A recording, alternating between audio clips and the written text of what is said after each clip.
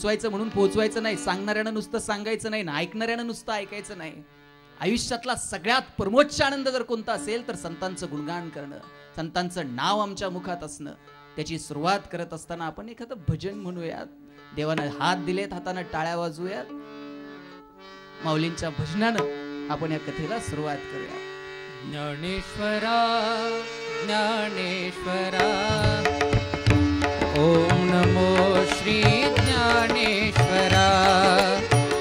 Dnyaneshwara Dnyaneshwara Om NaMo Shri Dnyaneshwara.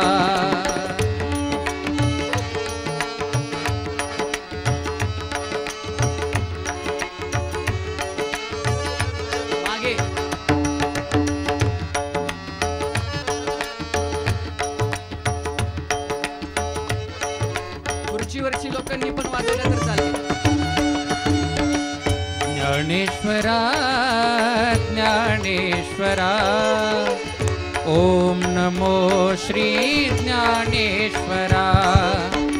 Dnyaneshwara Dnyaneshwara Om NaMo Shri Dnyaneshwara.